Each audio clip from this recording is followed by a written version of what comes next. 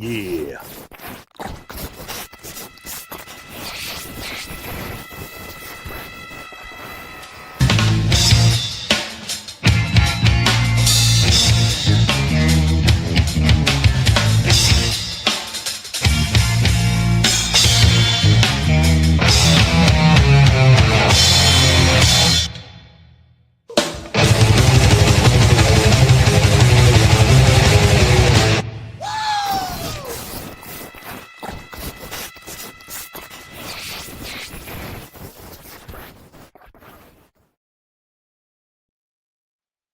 All right, party people in the place to be, vandals, and all you biker Vikings out there.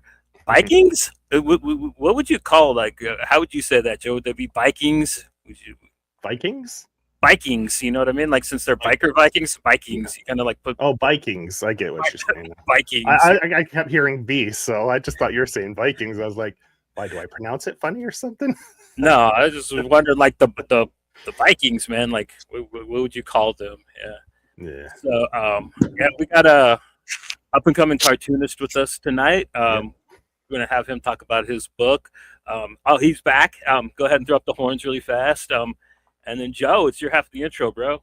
Yes, sir. So yeah, this episode of How'd We Get Here is brought to you in Whoop, why is it not going up? Oh, wrong one. Sorry. So this episode of How'd We Get Here is brought to you in collaboration with Power Pulp Comics.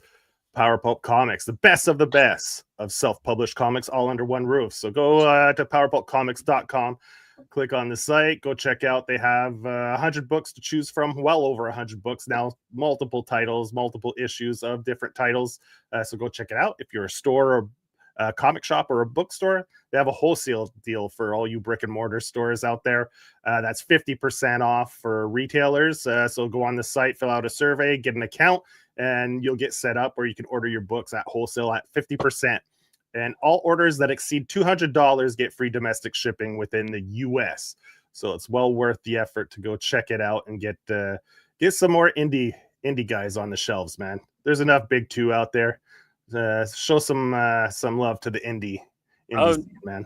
And in a minute, we'll show you how you might be able to get your hands on some Power Pulp for free. So yeah. Power Pulp. Cheers. So we'll do one giveaway. We're spinning the wheel on Saturday, right, Johnny? Sunday, I mean. We'll be spinning it. That'll be a week. So we'll do the first of the giveaways. We'll do the Brad Dwyer one on Sunday. We'll be spinning the wheel for that one. So if you want to enter, you have 3-4 more days. I'll make a post on socials to remind people.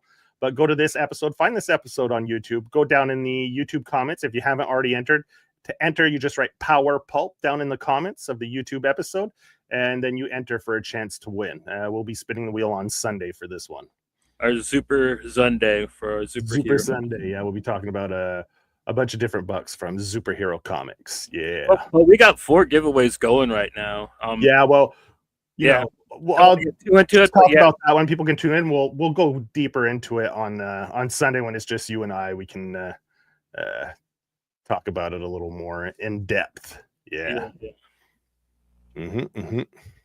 Awesome. So did you make a QR code for Matt's Kickstarter? Yeah, I got it set up. I'll once you introduce him, I'll put it up there for his Kickstarter. Right now, that's the QR code up there right now is for the Power Pulp site. So if you scan that, it'll bring you to Power Pulp Comics, and you can go check out their lineup of books. Yeah, awesome. So yeah, like I said, he's an up and coming cartoonist. He's got a Kickstarter running right now. You're about halfway through it. You went for the maximum, right? You went for the 60-day. Yeah, I went for 60. You know, it's kind of like out of left field type of book. So I didn't really know how to gauge it. I thought 60 would be good, and I think it's worked out in my favor. And now I just opened up international shipping, so now I'm getting more backers. I got a dude from New Zealand, I got Germany. So, and I was just like, oh, that's a lot of money. I don't want to do that. But, who am I to judge? Maybe, there's a guy over there that wants to pay a pretty penny for shipping. And the book will be one of a kind. And, at least I could do that, so. Yeah. So you got a whole month left, but the book is completely done. Joe and I have read it. So like, there's no fear. Like if you're worried about, that's a big problem with a lot of people with Kickstarters. Like if that's a fear of yours, you don't need to have it for this book. It is complete. And, yeah, it's a doozy too. It's a I mean, like, there's a lot of action. It rolls by at a brisk pace, but like, it's a pretty big book, man. You know what I mean? For like a first, this is your first work too, right? For the most part. It's my second work. I did another book called Butch Cleaver. That's like a supernatural horror western, but yeah, this one I've been working on for 3 years, man, off and on. I mean, and by the time I'm actually fulfilling, it'll be like a 4-year commitment, you know. But I learned a lot from this, and I wanted to try something different, you know, as far as like with the format, you know. Oh, Power Pulp in the chat. What's up, guys? What's going on, Chip? Man, Chip's the homeboy. So what's up? Yeah. So yeah, it took a while, you know, and I always loved Norse myth, and the characters came to me when I was barbecuing, you know, making some elotes, tri-tip, and it just kind of stuck in my head. And I usually go out there with them, and I'll start usually drawing characters, man. You know, that's where a lot of things start for me, is with characters and locations, and then the stories kind of go back and forth. I don't know. That was a long-winded answer. Yeah. No, that's fine. That's perfect, because I had to go grab something. I forgot. I wanted to grab a vinyl that would be similar to the format that you're going to be giving out, so I can show it as an example of kind of what people will be getting. Yeah, man, and it's like a bunch of ideas, you know, I have for this campaign. I want to do torch shorts, you know, I want to do an actual vinyl record, all that stuff, right, for metal. But it's like, no, I'm gonna just, hopefully I could get the book made, and you know, I'm gonna have a bumper sticker for all the physical backers, a guitar pick that's glow in the dark and should be the same color as the font that we have here. Love it, by the way. And also there should be a bumper sticker too you could slap on your stoner van, you know. Cool. Right on. So yeah, so I went and got this. So your book's gonna be the format of a vinyl. Yeah. I'll get a regular comic here just for comparison. I'll use Brad's 8 Men, seeing as how we're spinning a wheel for a giveaway for him on Sunday. So this is the book, right? This is a standard comic size right here. And so it'll be the size of a vinyl. It's going to be hardcover as well, right? It's going to be soft cover. Soft cover. Okay. I wasn't sure. But it will be square bound. I tried to do it stapled, but yeah, it'll be square bound. So that size. This is about, I think, almost it's like about 100 pages. Yeah, it looks like to 100. So it'll be about this thick. Yeah, you know, perfect bound. It'll be that size. So you're getting a pretty big ass comic. I mean, and if I hit like a stretch goal, if I go like above, you know, I just want to get the book funded. But if it ever did happen, I was going to make a record sleeve that could go right in there. Boop. So yeah, see, that's what. You get the full effect, and it was going to be black and gold. That was what I was going to want to do. Yeah, so this one does have a sleeve for the record in the back there, like that, like you were. Yeah. So. Because you know how some, like, you get the extra sleeve, like there's different types, you know. Yeah. That would have been the stretch goal, dude. That would have been, you know. And you know what? Going with a different format, you're pretty smart with this, because they already sell boxes to ship vinyls. So you only have to get those boxes, and your book will fit perfectly in it, because there's boxes that exist. Like Gemini's. What? Can you show me a link for those boxes? Because I've never. I don't know. I could ask. When I go to the vinyl shop, you still have 30 days, so I have to go pick up another vinyl, because I have the other 30th anniversary edition for Quicksand's other album. I have to go pick it up. I'll ask them, because they do a lot of online. So they ship their vinyls. I could ask them like who the supplier is for the boxes that they come in. For the shipper, the mailer, the mailer's like Gemini's, but for it's probably Gemini that makes them, actually. Right. I wouldn't be surprised if it's Gemini that makes them as well. Sweet. Yeah. I'm excited now, even more. Yeah. So I mean, so it's not like you have to like break your head trying to figure out how to ship them, because there's an option out there. I don't know price wise. I can't tell you what the prices are on those, but they must be comparable to the Gemini mailers. Sweet. So, and yeah, it's insane that you're going for like a full size vinyl. Like usually when the people do that, like they talk about like a 45, you know, or what do they call them, 7 inches now? But you're going for the whole. Is that a 10-inch disc? It should be 11. It should be 12 by 12, but it'll probably print at 11 by 8 by 11 by 8. So that's as big as I could get it. I want to go full 12, but the only printer I could find that could actually do that, to where I could have an interface with them and see what's going on, that was the biggest they could get. So it should still look that way, you know. Mm-hmm. So yeah, like so some of the stuff that Joe and I were kind of seeing, we kind of talked to you a little bit off air about the the art, being a little busy. Like I think when we're actually looking at this thing printed, like that won't be a problem at all. You know what I mean? Like we're just gonna have like it. That's gonna be a big book. Yeah. Yeah. So, all right. So, did you give while I was gone? Was it the elevator pitch you're giving us? No, actually, no. I was probably yapping about something else. Okay, so give us the elevator pitch for this book. Sweet. All right, cool. So we went through format. We know what's going to be with that.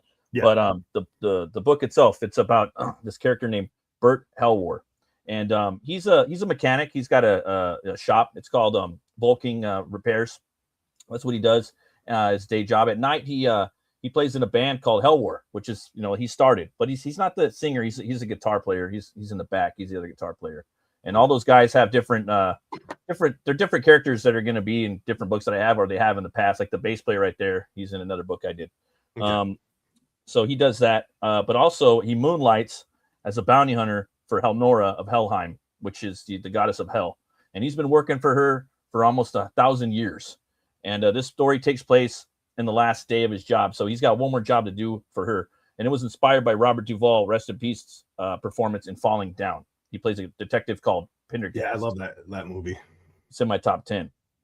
And in that movie, all the shit just goes wrong. It's his last day on the job. And that's the same thing that happens here with Bert. Last day on the job, all these things go wrong. And he's supposed to get this curse lifted. Also, his brother's supposed to be set free once it happens. And there's always more than meets the eye with this lady. And eventually she puts him on another job. And it is the last job. And it's the more than what he has bargained for. And it's going to be the biggest basic epic that he's ever gone on for his saga. Like in theory, I could go back and tell more, but that's her right there. Yeah, that's her. Yeah. Sherry Moon Zombie. my bad. That's who I heard and saw, dude. Like my bad. Oh man, you're gonna cast it, yeah. Yeah.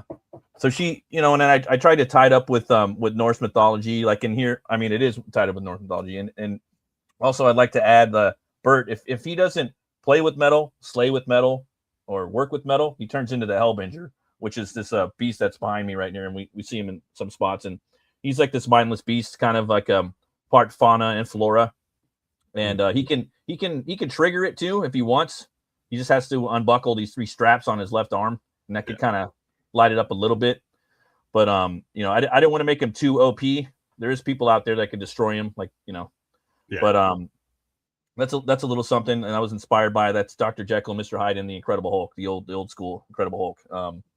I implemented that, a little bit of Lobo, a little bit of Thor, but I didn't want to mess with Kirby too much or Simonson, It's claimed that one arm. So did he go too far once before? Is that like how come like it has like a whole arm of his at this point, or has it always been like almost just a piece of him like that?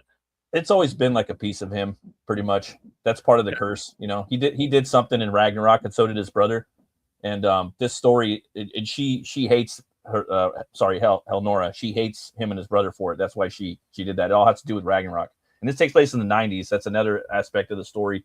I love the 90s metal scene, all the different genres of metal, the punk scene. The 90s was awesome. So not necessarily meaning it's like a 90s comic like Image, but I did love Image too as well. But that's when it takes place, and a lot of my favorite bands they all came out in the 90s, and the best albums were in the 90s. So part of the book takes place in Southern California, and then it moves on to Scandinavia, and then you go into the Earth. And with that being said, I wanted to create something different with the Norse myth, and it's hard, guys. So one of the things that I came up with was that I wanted the 9 realms to be on Earth in different places within Scandinavia, So with that, the roots of Yggdrasil, if you're going down, you take a cave down in like Norway, and it's going to take you into the center of the Earth, like a hollow Earth, basically. You'll have the roots in there, kind of like Tarzan for Placidador from Edgar Rice Burroughs. So when they go down there, he's going to have to go toe to toe or question this character named Nidhogg, and he is the root gnawer that gnaws at the roots of Yggdrasil. And without spoiling it too much. Right. This one here, right? This yeah, that's him. Yeah. You have it. I think you have this one on the Kickstarter page, right? As a Or you posted it online anyway. I posted it a bunch of times online. Yeah. Well, and he didn't even really need to go for this, right? It was just kind of a bonus thing that she throws him. Like, I'll give you your dad's cup. Yeah. If you go and get me the wings, you know. So like, this was almost kind of like, you know, a pride thing for Bert, and it kind of like causes a fall for him. There's a lot to it. You kind of made a new myth with it. You know what I mean? Because it doesn't go swimmingly for him. Let's just say, you know what I mean? There's something about the horns, and he's got 2 of them, and then she's got the 3rd one. And within Norse mythology, and I don't want to say too much more, but it'll go into the 3rd one. You know, like there's a lot of stuff in here. What I wanted to, like, yeah, you guys go play God of War, or you do like a Wikipedia search. You're gonna figure out who HELWÄR is, who his brother is, and why he needs the horns. You know, and yeah, that's you know, he definitely has to go down there for something. You know. You brought up Lobo for sure. I see like some Lobo in there, and what's his name from Motorhead? Lenny. Yeah, Lemmy. It's definitely Lemmy. It's Lemmy. It's Lobo. It's a little bit of me, a little bit of my dad, a little bit of my uncle, a little bit of Johan from Amon Amarth. I'm not gonna lie, you know, all that took inspiration. I wear my inspirations on my sleeve. I don't fake the funk, you know. Little Jim Hadfield, like right there where he's like, like the veins popping out. He's totally doing the hey hell. He's you know what's crazy? I had a fake James Hetfield. I had a fake James Hetfield DM me because he's on Twitter, like promoting. I guess they're gonna be playing in Vegas. You know, I'm like, what's up, James? I'm just kind of having fun. There's a lot of hackers on Twitter, you know, so just having fun in DMs. You know, I'm like, all right, bro, you're not him. Yeah, as well. So that's Helheim right there. That's the cold hell, you know, and Bert, he's riding his ride that's Goldmane. So if this wasn't colored, that ride, his motorcycle is an actual horse, and its legs are made of exhaust pipes, and he's solid gold. And trailing behind him is his stoner kind of like his little tour van, because he's indie, you know. He doesn't have the bus, but I wanted to put the big monster tires in the back. The back door is an amp. He uses that. He may or may not use that. That vehicle is called the Rolling Cage, and that's where he puts his bounties in there. I don't think I named it in the book. Maybe one time I did. And right there, that's the guard dog of hell. That's Garm, and he's Hell Nora's pup, and he's been having to deal with him. Oh man, it's so crazy that you guys read the book. That's exciting in some ways. One of my things that I liked is, like you said, you kind of made the places real places on Earth. So when they go to Jormungandr, and like it's just kind of like a big like the wall of China basically built where like the serpent fell. I thought that was like really cool. You know what I mean? Thanks, man. Yeah, and you got the kind of metal industrious, and then black metal elves, you know, and kind of goth elves, kind of living in there, like, you know. Yeah, with our main villain, I don't know. I'm not gonna say who he is, or like, I think that's gonna be like a fun thing for people to like read it, to like actually like get involved in like the villain and like the his beef with Bert HELWÄR. You know what I mean? Like that. I thought that was kind of fun. You kind of tied the music scenes to it a little bit. I thought that was clever, you know. Yeah, almost like rival bands, almost like type deal, you know, bands beefing, you know, like it's pretty funny. It's weird how there's just like a whole like metal like kind of culture like within outside of the music, you know what I mean, like in like Deathgasm and within comics and movies and Brutal Legend, you know, all that stuff, dude. I love it all, you know. And usually when you have a character in a comic book that's playing metal, he's gonna have an axe guitar. But that also stems from Gene Simmons. You know, he's like the first guy that ever did that. You know, and he was the first corpse paint guy, as far as I know, prior to a lot of the other black metal bands. Yeah, and like his axe is an actual axe. It's both a guitar and an axe. So yeah, and then I had to make it a bearded axe too. So it has to have that Viking bearded section at the bottom half of it, the bearded axe. Okay. Yeah, I just heard that Gene Simmons actually sued King Diamond back in the day, like for his first corpse painting. It looked too much like the demon face, so like he fucking sued him, from what I understand, or gave him a cease and desist. Yeah. Arthur Brown, I think, is another guy that had it as well. You know. Yeah, he did that back in the hippie days. Though he'd light his head on fire and be like, "I am the god of hellfire." He's kind of the first black metalist. I mean, Yeah, kind pretty of much. is, dude. I mean, like, not to ruffle any feathers or nothing, but I think there's a good debate there, you know. And what he was doing, you know, I don't know, man. You know, it's fun though. It's a fun debate. Yeah. Yeah. So just to let people know, Johnny dropped the link for the Kickstarter in the chats, and we have it up in the left-hand corner as well. The QR code, you can scan that. It'll bring you to the Kickstarter page. So if you want to go check out the campaign and back it, either hit the links in the chats or scan the QR code up in the left-hand corner. It'll bring you right to the Kickstarter page. So you can go check out this this badass campaign. Yeah, he's got a little bit over a month left, and you're about 3/4 the way funded, about right? Last time I Almost, yeah. I'd say about almost, yeah, like 2/3. You know, and I'm real happy. You know, like I want to get this thing funded. Like it would be a dream for me to be able to print this and send it out to everybody. And but I'm just so happy that all these people showed up for it for a weird, like, you know, Batt Murk, why are you going to do that? It's not going to fit on the shelf. You know, it's a weird format. You know, I'm talking to different comic store owners, you know, like, nah, I don't do that. You know, I'm like, but I got to, you know. And that's the whole thing with like indie nowadays, man. We can fuck with format, you know, different sizes and shapes. For me, I did go back to Frank a lot for different inspiration. What he did with like 300, it was more rectangular, but what he was doing with the inlets and whatnot, trying to gain inspiration from that, as well as like the old, you know, just the Sunday papers, you know, Calvin and Hobbes.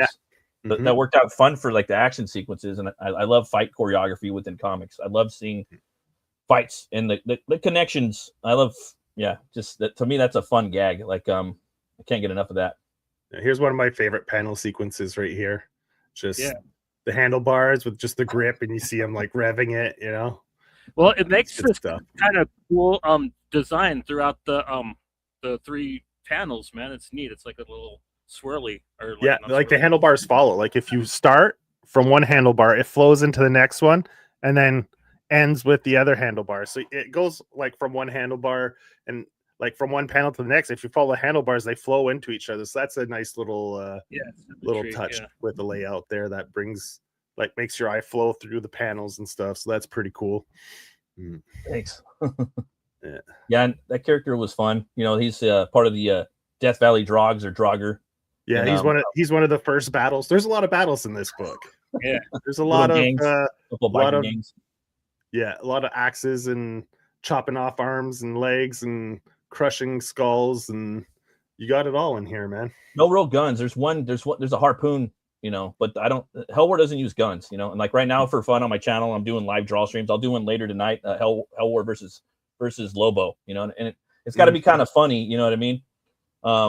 But yeah, he doesn't, you know, Lobo uses all kinds of everything, you know. Lobo would probably win a fight with HELWÄR, but because he's kind of space god era, you know, territory. But yeah, man, he's all melee. There's really not too many projectiles. I like that though. I mean, it was a decision I had to make, you know, like So soundtrack for this baby, man. Like, what bands, dude? Let's hear it. Like, what were you jamming out to, and what do you kind of envision when you're like looking at certain parts? Do you have like tracks picked out at all, or? No, not necessarily. But I mean, band wise, I'm usually like I listen to all styles of metal, but usually like for like default, I just love the Gothenburg scene, man. Like At the Gates, Old School in Flames, Star Tranquility. Then you could kind of broaden it out to different parts of Sweden. I mean, Amon Amarth, dude. I don't, you know, I love Amon Amarth. Obviously, they're huge now. They're kind of like the Iron Maiden of our generation in some ways. Another band too, Soilwork, Darkane. I love those guys.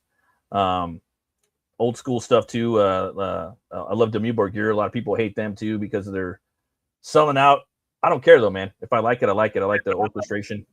Like Demeuborgir too. Yeah, a lot of people hate on them. Another American bands, I like Devil Driver a lot. They're from California. That's a lot of people, the guy from Coal Chamber, right? Yeah, Dez. Yeah, that band's really fun too. Yeah, those are a few of the bands.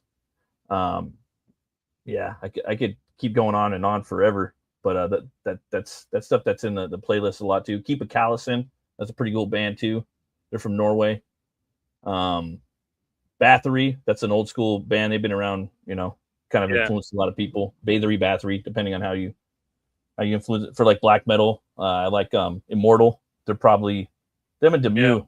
Yeah. I like Immortal a lot, dude. I really like their new album too, and the last couple albums. I'm sorry.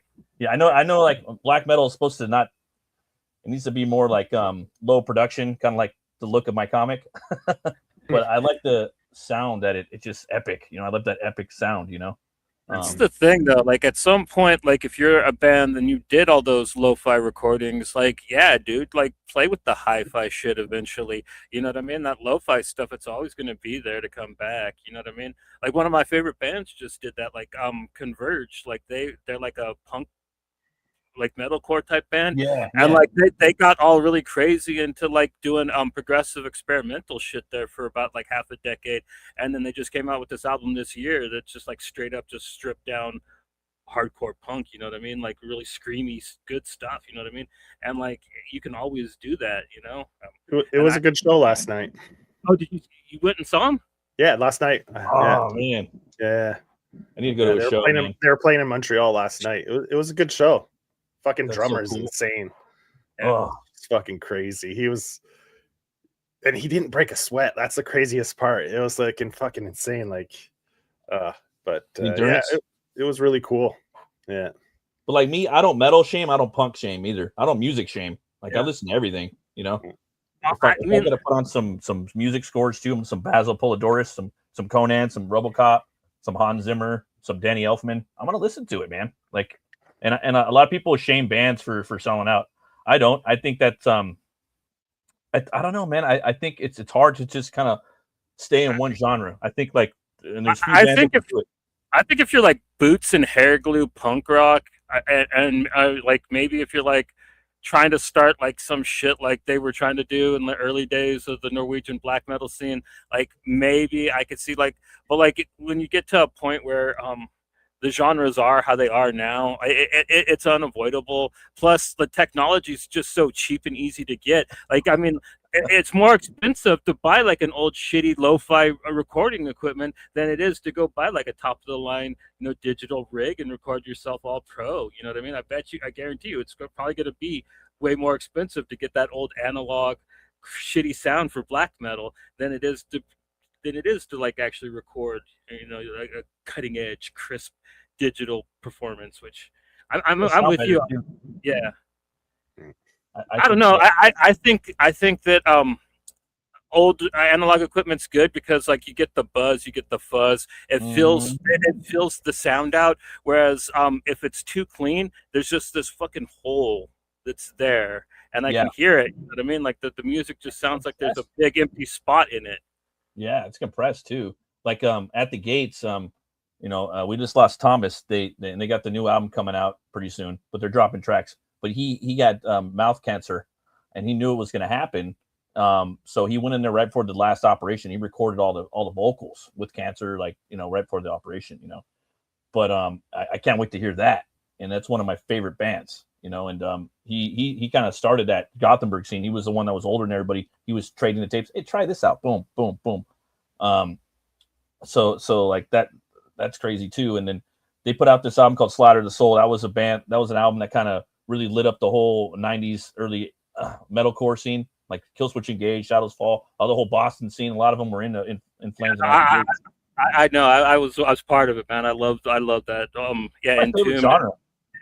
The dual harmonizing guitars, man. Like they took the best shit from the 80s and like just put it into like the good sounding shit from death metal. You know what I mean? And it just sounds good. It's just perfect, dude. And like you're gonna love and hate certain things. And what they did on Slaughter the Soul, they built an amp and they recorded in Studio Fredman in Sweden, I think in Gothenburg. And they built an amp for that one album. And I love the guitars and that album. That's my favorite sound ever, and it will never ever be replicated, And it's just that DIY or do it yourself, It's just crazy in that crunch. And they played on Jackson's, and I don't know. You try to like replicate things, and you hear bands like, how do they do that? I want my shit to sound like that. And same thing with art. I want to draw like this guy. I want to ink like him. And you study him, and you get in there and you try it. And I don't know.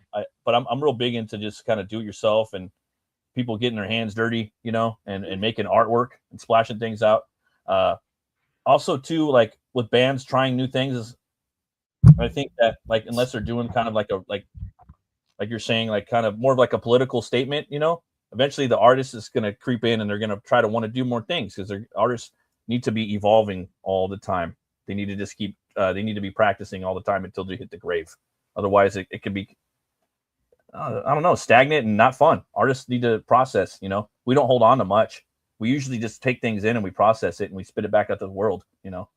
So yeah, I mean, every now and then, like, there's just like a good, consistent band that just puts out their stuff. Like Black Dahlia Murder's one, you know what I mean? Yeah, like, dude, definitely. Them and, like, and Maiden and Amon Amarth, like those are three that could do it, you know. Yeah, I mean, But even after Trevor, like Black Dahlia Murder's still just putting out like, and constantly too. Like I mean, they're one of my favorites, but I did not expect them to stick around. And yeah, I don't know. Like, I guess because they're one of my favorites, and like they never really had like an underground era. You know what I mean? So like that's why that's kind of why I don't really care, especially when it comes to metal, about the whole sellout thing, because you can only get so big as a metal band. Yeah, dude. I mean, even like with the stuff that Poppy's doing with Knock Loose and stuff, like that can only get so big. You know what I mean? And yeah, and I'm just unless, like, hey, unless you can buy a steak, bro.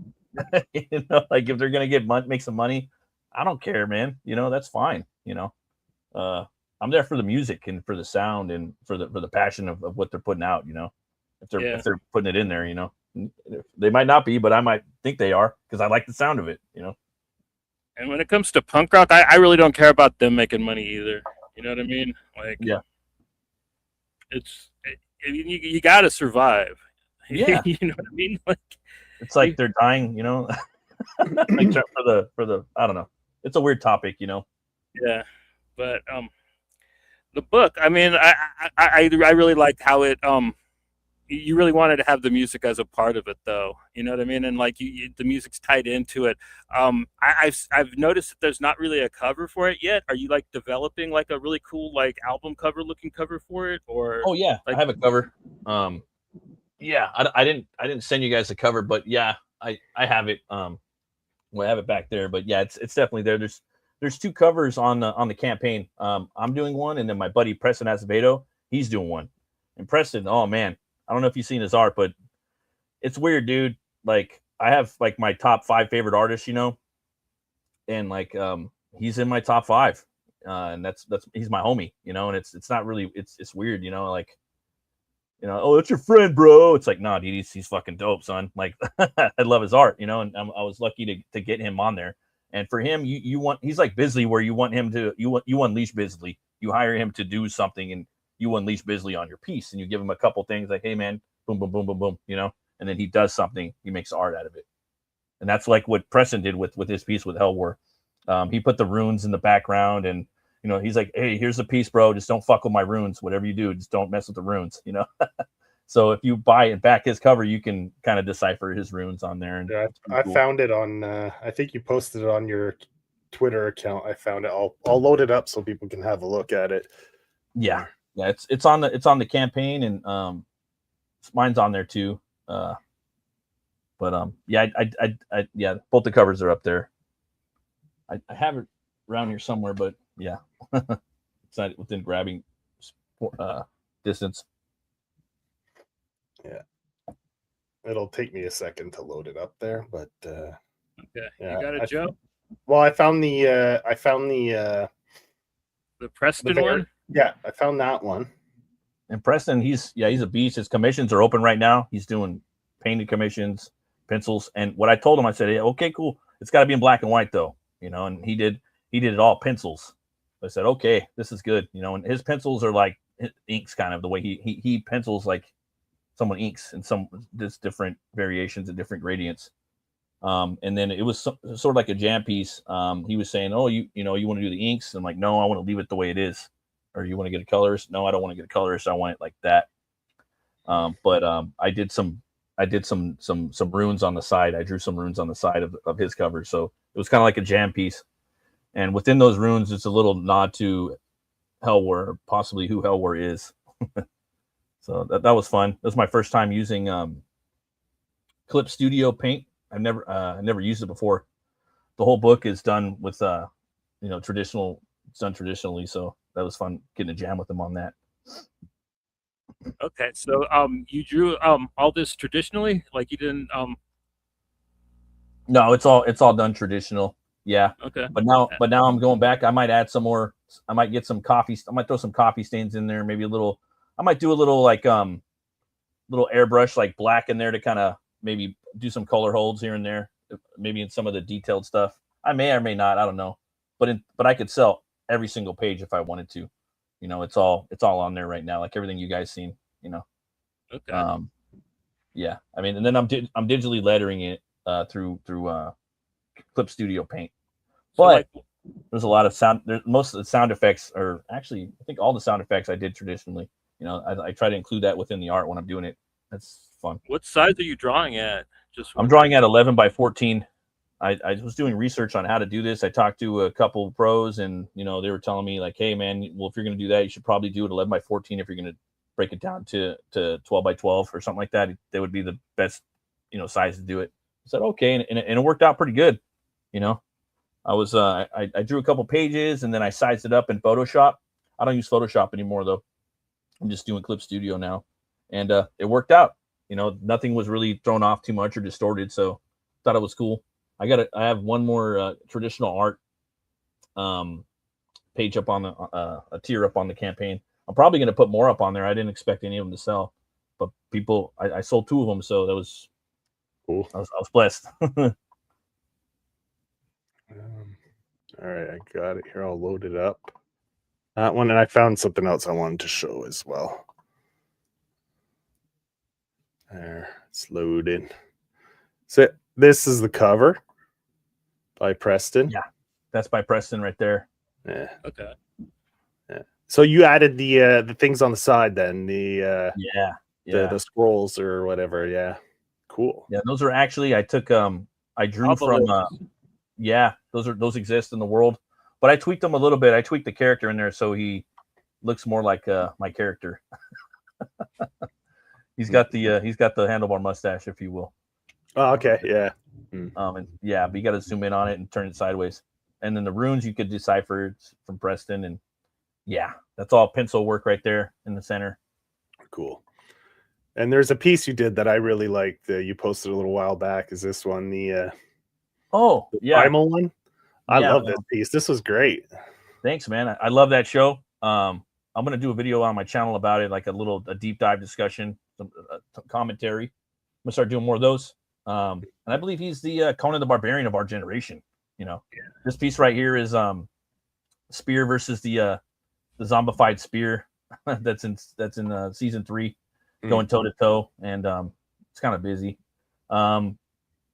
Throughout this, I drew this like after episode 2, but as the series kind of progresses, he changes, But there is some scenes, some ethereal scenes in the show where he kind of goes back and sees his former self, and it's like, oh, there's no there's no dialogue, there's no really no dialogue in the show too much. Yeah. Mostly. Yeah. It's a lot of grunting and a lot of dinosaurs screaming and growling. That's my favorite show, man. Like in the last 10 years. It's well done. It's really well done. If people haven't watched it, they should go check it out. It's a good animated series. Yeah. Indy Tartakovsky, or how you say his name, right? Yeah. Have you guys ever seen there was a pilot for Diedrich, what's his name? Diedrich Bader did the voice of it. It was Thorgoth. It was on Cartoon Network. Go check it out. Gendy directed it because everyone wants Gendy to do a Conan show. That's the whole thing. Even Conan, the rights holders, But he directed that show. It's hilarious, and it's just really over the top, gory. It's raunchy. It's on YouTube though. I recommend checking it out. There's a few people that have the pilot. It was a 1 pilot episode. It was 22 minutes long. I covered it on my show. I do a Tuesday show called Barbarian Brunch. And I talk about barbarian stuff and sword and sorcery, and we covered that. So it's pretty funny though, man. It's a real knee smacker. Yeah, you talk about Primal. You did a little series on that as well, didn't you? You have at least one episode where you talked about it. You were Oh yeah, definitely. Oh, for sure on Barbarian Brunch. Yeah, I was trying to cover every episode and just kind of talk about it, do a little breakdown without spoiling too much of it, and get a copyright strike. That's true. YouTube's pretty strict with that. Yeah. Yep. Yeah, fucking YouTube. You got to count like every 10 seconds. Hit pause, commentate on it. Oh, is that how it works? That's what I do it. Like yeah. 10 seconds and then. Not down to a complete science, and if they want to be dicks, they can still pull your video or take all your money or anything, anyways, man. So, anytime, at any second, they can. Yeah, they can change the rules whenever they want, right? So yeah, they're constantly doing. I hear people complain about that all the time. How they're always changing the rules and how it works, and see that whole every couple seconds thing. That's just like a good faith thing that's kind of held between creators and copyright holders, but like it's not like an actual official thing. Like they can pull like if you play anything from for any amount of time, they can, because of how YouTube is about it. Yeah, they'll just pull your video right off, or what usually happens is they'll just claim your video, and if it makes money at all, they get it, like the money for that part of the video. Yeah, it's not the end all be all, you know. It just should be a fun hobby for people. I always recommend, you know. Yeah, that's how I treat it, as, you know. If you could pay a cell phone bill out of it, more power to you, you know. Or buy a steak. Hey. Yeah. And if you're making an actual like scripted video that you're going to upload, there are different rules than if you're live streaming, because like if you're live streaming, you got to be really, really sketchy about like what you play live, you know what I mean? That's why like I'm always like I turn the audio off and stuff like that if we play clips of stuff, because you never know. And, you never know. Yeah. So I think I found your cover. This is your cover, right? Yes, sir. Yeah, there you go. This is your cover. I went and got it. Yeah, this is your cover, and this is the variant or B cover or whatever you want to call it. That's the Preston one. Yeah. And then your original cover. Yep. Tried to put as much as I could on there. He's running, you know, kind of got a guy under the front tire, and got Garmin there, Helnora. I got the Bifrost. The motorbike, the horse motorbike, the golden pony. Goldmane. Yeah. Put his brother in there, just kind of melancholy, you know, sitting in his cell, hating life. So with your art, after you ink, do you still go back over with pencils to shade? Like sometimes I do, yeah, I do. Okay. Sometimes I don't. I use a dry brush. I don't use like dry brush traditionally, like with like a regular brush. It's usually just like those pins, the Pentel pins. But then I also have like sometimes I use dry marker. I do that sometimes. Sometimes I do pencil. I don't know. Sometimes pencil I think works as a you know, kind of like an ink wash for me, but it's a little more toothy, a little more scratchy, a little more, I don't know. Yeah, more grain to it. Yeah, more grain. So I do that a lot more, you know. And then sometimes I'll go in there and I'll scratch it more. I kind of like that. And there's some artists that just kind of go in there and they do a lot with pencil, like what Preston did. There's more artists out there that do that too, adding like usually for physique they'll add more sinew to the muscles and stuff like that. Eric Powell, give it a little more shape. Yeah. Oh yeah, like Eric Powell, he's one of my big influences growing up. That was one when I stepped away from comics for a minute. I got pissed at art and I stopped drawing for like a few years. That's when I got into metal. That's where all my angst went. It went into music. I stopped drawing. I got mad, and I went into that. Wah. And But Eric Powell though, dude, the Goon, I collected that. I love that series. I love his artwork. His style's awesome. So awesome. So underrated. Like he's really like one of the underappreciated artists. There's so many of them. But you can just see his pencil. You can just see the strokes in there, and he's just like, yeah, this is pencil, homie. Like you can see it. It's right there, you know. So he's always been a big influence on me. Just the way he does his caricatures, his characters, his cartooning. Yeah, he's good. I like him too. So this is 106 pages. How long did you work on this for? How long did it take you to get this volume complete? Off and on about 3 years. 3 years off and on. Okay. And I didn't think it was going to take that long, but the story kind of started broadening and getting bigger and bigger, and it took longer. And for me, I try to do everything like I want to. try to put art in a box and storytelling in a box, and you can't really do that. Like, I'm going to do this many pages and I'm going to do it in 1 year and do. And it's good to have that. Like, I think all artists should have a standard of when they're going to complete stuff. But if they're going to, extend from that, then yeah. But this, like, for me going forward, I kind of want to, if I could, if I'm going to do like a regular book, I want to do maybe a book every 1 or 2 years, like that's my, flex up to 2 years, because right now, what do you consider a book? Like, how many pages? 40 pages. I think 40 pages is 40 pages. I think that's a good number, for 2 years for someone working on something. Yeah. That's like 2 comics. And then I would have the story end, and especially if it's if you're a cat that's like maybe crowdfunding or doing stuff and you're making new IPs. I hate that word, but I don't know what else to use. You're making new stories every year with the new characters. Yeah. I think it's kind of cool to end it, like put a big at the end, but maybe put a little something on the top, like, for a sequel, but I don't know, because I think closure is good, and especially Kickstarters, because, like you said, a book a year, right? So people would have to, like, if you leave a cliffhanger, they're going to forget what the cliffhanger was a year from now. I will, like, I have to have notes for everything. I have to have notes for my universes. I don't remember stuff, Like, we're talking about Norse myth and Greco-Roman or Greco. I don't remember anything. I have notes for HELWÄR. I have to keep, and they use Russian slang, on top of that. Right. So, oh man. Yeah, it's wild. And speak of moving forward, you got something in the works. You're going to be joining a bunch of artists that work on the Chrome anthology as of Volume 3, Book 3. You'll be contributing some pages come Book 3. Book 2 is in production now. Yes, sir. They have the comps all done, laid out. So the book is laid out. Now they're just going through the finishing phases, getting all the finished art together. I don't know how long that will take, but so then that one will come out. And I think he puts out about, one a year? Yeah, he's doing one a year, and he's Kurt Bruegel, man. He's awesome. Kurt Bruegel. Yeah. Shout out, brother. So Book 3, you'll have some pages that people could look forward to checking out on Book 3. Yeah, King Crom. It's an older King Crom, in the twilight years of his life. He comes back to a kingdom that he's got to basically come back to his family. Hey, what's up, Saboteur? How you doing, brother? Yeah. And he has to come back to his kingdom. If you guys, want to follow the Crom universe, you could pick up the Crom Collected on cromthebarbarian.com. That's what I did. It's like a Crom Bible, if you will. Yeah. Garner Fox only wrote 3 stories, so I took those 3 stories and I read some of the stuff that Bruegel did, and I tried to make, like, you don't have to do this.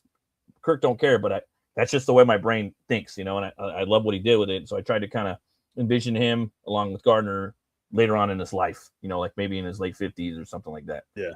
And it's one of those stories where he's got to come home, he's got to deal with his bastard, he's got to deal with a lot of stuff, and he gets put upon this fucked up journey he's got to go on. And this is a book that I'm going to be basically adding 9 pages a year for the next, at least 3 years to the Crom anthology. I'll probably even be more.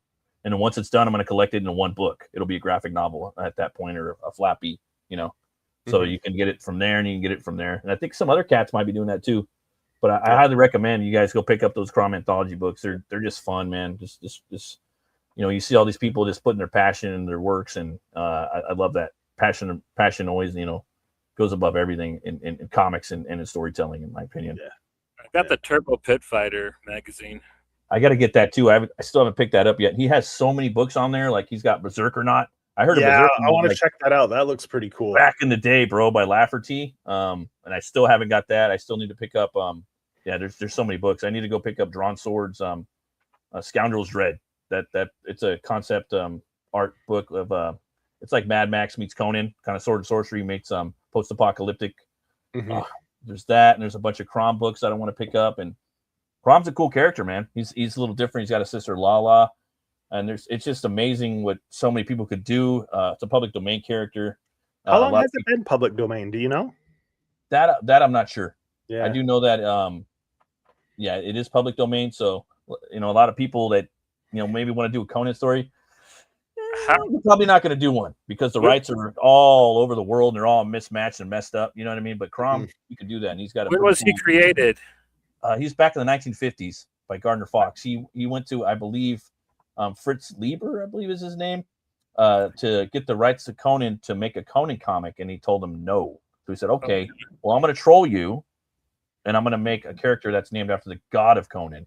Named They must have not have paid on him, and he must have lapsed. That's probably why he's in public domain already, since he's newer than Conan. You know what I mean? So he's the first character, the first barbarian in comics, but Conan was created in the 1920s. Yeah, exactly. But he's the first one in comics. He beat Conan in the comic book medium, you know. And it's cool, man. He looks different. He is different. He is different than Conan. So a little bit. Dude, you guys got to go check it out. And so you must be pretty stoked to be contributing to this because it's right up your alley, right? Oh yeah, man. Like, yeah, I love sword and sorcery, and I've been kind of wanting to do it for a while. Like right now, I've done kind of this HELWÄR, and I love HELWÄR. I love the Norse myth mixed with metal. I love metal. That's my DNA. And then I got to do my gothic horror western, but now I've been wanting to dive headfirst into because there's no long time. He doesn't really put very many guidelines or limits. Like it's pretty much do what you want, right? Yeah, like dude. Yeah, like it's just the format. You have to follow the number of pages and then write the story you want. Like from what I've seen, because I have the first one, I bought it digitally. I have the first one, and it's fun, these anthologies like that where it's like tell your story with the character, you know, where you're not handcuffed by anything. There's no limitations, you know, so it's liberating. And like you have some post-apocalyptic ones, maybe some sci-fi ones, you know. There's a lot you can do with the character, you know. But I ain't gonna lie, there's like a line where like a lot of these characters or a lot of these creators were like, well, he is Conan's god, you know. Where do you know, like, can we kind of tie that in a little bit, you know, a little something? Yeah. Tom's up on the mountain, you know, like I ain't gonna lie, you know, and I do sprinkle a little bit in there at the end of the story, but not too much. I just want to kind of go just a little slice, you know, a little in the arm, you know. Oh, okay, I see what he's doing there, you know. Yeah, just say it's his distant relative or something, right? Yeah. He's related to another barbarian of renowned name by removed by several he's related to he's Conan O'Brien's god, not Conan he's Conan. Conan Conan O'Brien.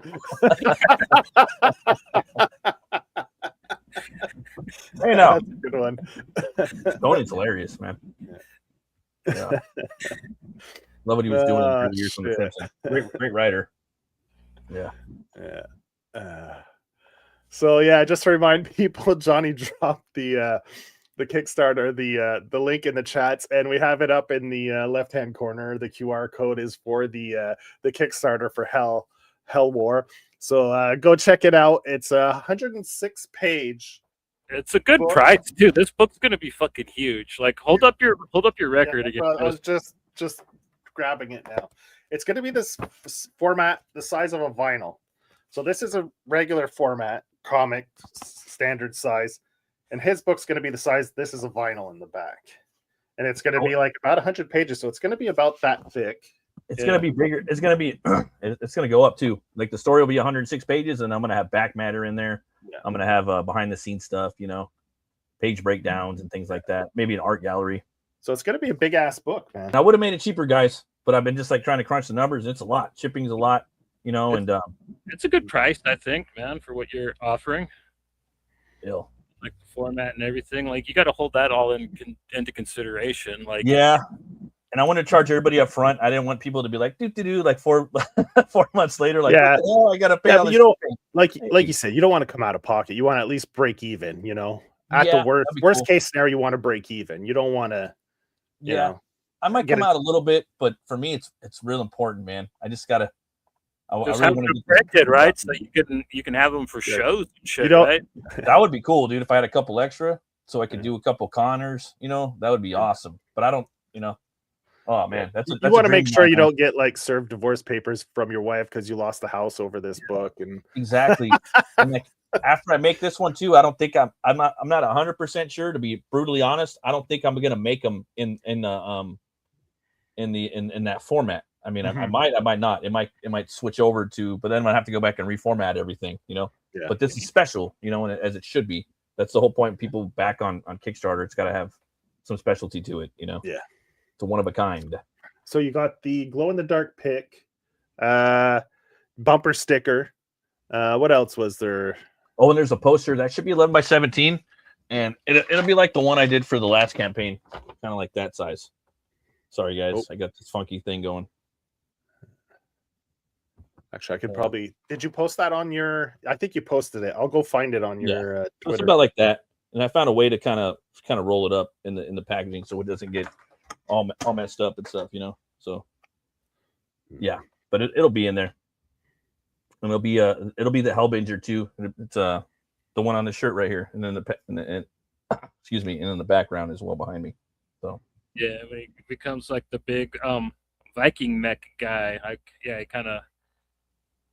I don't know. He's kind of robotic-ish when he gets into that form, right? I mean, it kind of seems that way. You want? I have some pictures loaded of it, or one or two. Yeah, for sure. I'll leave it for just a split second, just to tease people. Where is it? We don't want to give everything away, you know. So here you go. You get the. I'm going to count to 3. You'll get to look at it for 3 seconds. There, that's it. That's all you're getting. Yeah. He's definitely like flora and fauna. So if you were to take like Animal Man and Swamp Thing, put them together, mix in with a couple like metallic Viking armor plates, that's him. Yeah, he's a beastly looking mofo. He's a beast. He's that's him. Yeah.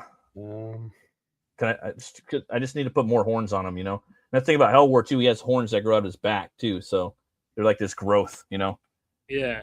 And that's something too that happens in reality too. Some people grow horns out of their backs because they have some weird like condition. You know, I'm like, oh, okay. You know, and my character may or may be part of demigod or part of the Norse pantheon, so it kind of worked, you know. And there's a scene in there where he breaks them off and he weaponizes them in a little fight he has. Not spoiling too much. I don't seem to see It's it. another thing too in the story when his horns get broken off.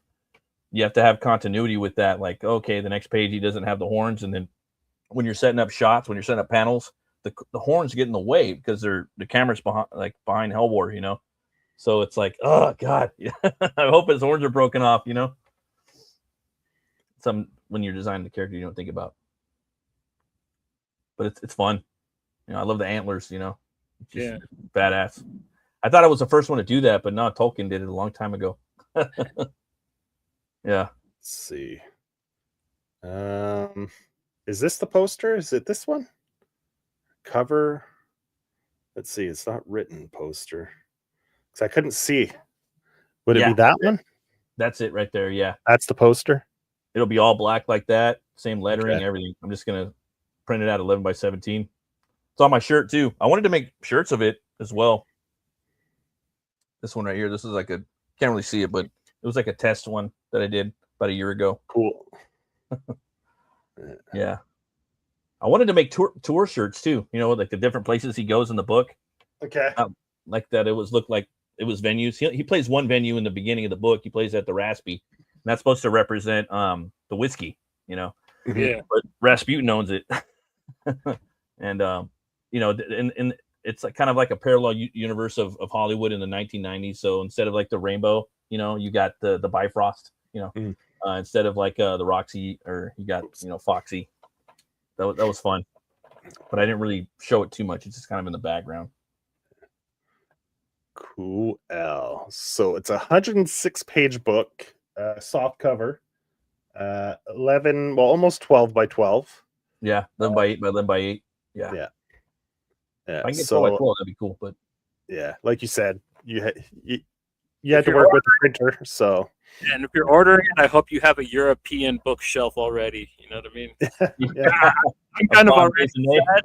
Yeah, I already have, like, you know, the Guido Crepex, fanographic books and stuff like that to put this up there with. I love that.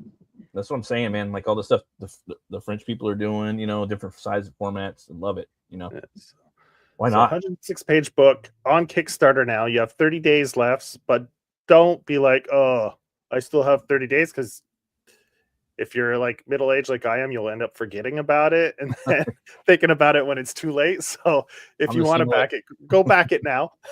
Scan the QR code or hit the links in the chat. Go back it now. Something else to look forward to is maybe in about a year, maybe a year and a half from now, you'll have a 9-page strip in the third Chrome anthology with the Kurt Burgell anthology series. So you'll be working on that. So that'll be something to look forward to as well in the near future. Well, not too distant future. And I might be coming out with the Vampire Hunter book too, called The Puritanian. That's kind of like Solomon Kane, but we'll see. That one's kind of on the back burner as well. Okay. Is he gonna have a buckle on his hat? No, he doesn't. No buckle. His costume's all white too, because he likes to see the blood splatter upon him when he's like he's 100%. He's excommunicated from the church, and he's a drunk, and he's about like 5 foot, 4'9", 5 foot. Like okay, so he's a little guy. He's a tank. But he got excommunicated because he was getting too close into the eldritch arts of the world and vampirism. So he's built like Logan then. Yeah, dude, and he's got a big old sword and a big old blunderbuss. There you go. I'm having fun doing that right now with what I'm doing with vampires. I know we're going all over, but yeah, vampires are hard to redesign and come up with the original concept for, guys. That's all. Yeah. Well, you got to have the teeth, right? I think that's pretty much the. I get the rat, the Nosferatu. Yeah. Well, those are fun. Not true. You don't need the teeth because Near Dark they didn't have fangs. No, they didn't. You just kind of drank them, Yeah, they just. But the fangs are fun in comics, right? And we're in comics, so we got to kind of roid it up a little in some ways. Yeah. It was more raw, that one, like because it's not clean, right? They got to like tear into the flesh. With brutal scissors and like cannibals. Yeah, exactly. It was more cannibalistic than vampiric, right? So it added that little element to it that was just brutal. Yeah, she killed it. I love that. Catherine Bigelow. It's a great movie, man. Yeah, it's a good movie. Very underrated. Not enough people. More people should watch that one. But it kind of takes the vampires and doesn't make them. Well, I guess Bill Paxton too. Bill Paxton's pretty charming, and he's pretty charming in every role he does. Everything. Yeah, he's great. Yeah. Too bad he's not around anymore. He was great. The only thing that's really off-putting about that movie is the little kid. The little kid vampire was fucking creepy. Yeah. Especially when the sister came around, and he was just like, "What?" You're just kind of like, "No, this is bad. This is getting bad." Yeah. You know what's funny? Like, okay, so James Cameron's wife directed that, and there's like this dude in the bar that like they slaughter, and it's the same dude that's in the bar in Terminator 2. He's like, "Oh yeah, just say please," and he goes, "Tss." And then remember the Terminator, the T2 grabs his arm, like, oh, and then he like throws him onto the thing, and he's like, grills his hands up. Yeah. I love that scene. Got work out of it, right? Hey, dude, he's the guy who dies in the back. I think that's really the best action movie of all time is T2. Not my favorite, but I think it's the best action movie of all time. They got everything in there. Yeah, the shotgun flip, dude. Hey, so we were shooting BB guns in the backyard the other day on Easter, and I was thinking we had a Red Ryder, the Red Ryder one from Christmas Story. I'm like, oh, you got the Red Ryder. Anyways, I'm like, dude, do the Arnie, the T2, Yeah. I don't know. And did it work? No, they couldn't do it. It hurt too much. Like, Then we had a Glock. We had a Glock too. It was, it was fun. Yeah. A BB Glock. That was fun. All right. To actually get that to work right, you actually have to get like the big hand loop for it, like the rifleman had, right? Like on the old TV show where like it actually rolls around your hand. You gotta get the right gun. Yeah. Like where you can do it in the momentum and everything. It's kind of tricky. I think the gun needs the weight too, so it can the weight of the gun cocks it, right? So yeah. Cool. So man, people, go back this Kickstarter.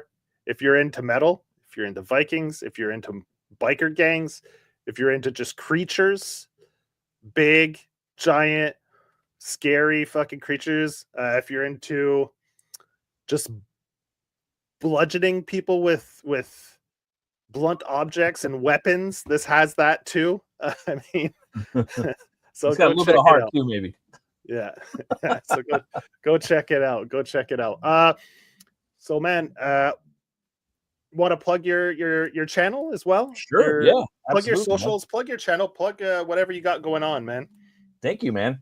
Thanks for bringing me out here in such style. I really appreciate you guys and everything. You guys are freaking awesome. And Power Pulp as well. Love you guys. If you guys want, I got a YouTube channel. It's Batt Murk, the Metal Cartoonist. On there, I talk about I review comic books. I also do live streams where I draw. Right now, I'm drawing my character Lobo, my character HELWÄR versus Lobo. Sorry, and I usually try to do like battles. You know, like one I wanted to do was David, the werewolf from American Werewolf in London versus Eddie from The Howling, stuff like that. Judge Dredd versus the T-600, stuff like that, just for fun. So I do that, and reviews. I do also a Barbarian Brunch where I cover sword and sorcery, and also Barbarian media on Tuesdays. I try to do it around 10:30 a.m. Pacific Standard Time because I'm out here in Los Angeles. And that's pretty much it, man. I also obviously I make comics and trying to build that up. So if you guys have any questions, I'm a grayish green cartoonist. I don't know a lot, but I know a little bit. So if you guys have any questions, you want to, hang out, talk about that in the community, let me know. Thanks everybody. That's pretty much what I got going. So you're under Batt Murk on all like Twitter, Instagram, wherever are you on what platforms? I know you're on Twitter and Instagram. Oh yeah. So I'm on Twitter. I'm on Instagram. I'm also on Substack. If you guys, I'm going to try to get that going too as well. Eventually, I want to be able to, give you guys a monthly update. If everyone that signs up, if I do a campaign, I'm going to definitely put in there like a $5 off tier or something like that. Yeah. And then eventually, I want to get it going once I'm done building out my fantasy world. I want to start putting out stories to like little pulp stories that you guys could read on Substack for fun. Quick little 20 pages or something. So it's worth your while, and they're all free too. I'm going to be offering it free as well. Very cool. Very cool. Man, so thanks for stopping in. It was a pleasure talking to you about your book, and thanks for sending it to us, allowing us to get a review copy, to get an early read on it. Enjoyed it thoroughly, and man, best of luck for the rest of the campaign. 30 days left. It's looking good. You're like you said, 2/3, almost 3/4 of the way. So we'll keep our fingers crossed and send good vibes your way. Hopefully it'll get funded well before the 48-hour mark there. That it's always good. Yeah, it's always good, and it builds confidence in the backers too. And so you don't get more gray hairs too. So you don't get more gray hairs than you need. Yeah, exactly. Each day that goes by, you get a new gray hair till it funds. Exactly. I'm shot on my nose. Yeah. Yeah. All right, Johnny, do you have anything any last closing remarks or any last questions before we log off? We're going to be back on Sunday. We're going to be doing our Superhero Sunday episode. That's going to be in the afternoon, right? We're going to be doing that at around 4-ish, like our usual Sunday. Yeah, we could do a Sunday afternoon thing. Yeah, I was thinking that's what we could do. Yeah. Sweet. So we're going to be back looking at some Monty Keene goodness. I think we had a couple books picked out. I forgot what they were in particular, but I know Vendetta Vignettes was one of the main ones I wanted to talk about. So sweet. Yeah. Oh, actually on Sunday we might have to do it at the regular 8 o'clock now that I think of it. That's right, because we're doing it because your cousin's birthday, right? Yeah, and I had something on Sunday. Okay, that's fine. I probably won't be home till supper. So if we did at 4, it'd be cutting it close. So we'll do it at the usual 8 o'clock time. Okay, that's fine. Yeah. Cool beans. Yeah. So cool. Sweet. That's cool. Right. Thanks for stopping in. And Johnny, you know what time it is. It's outro time.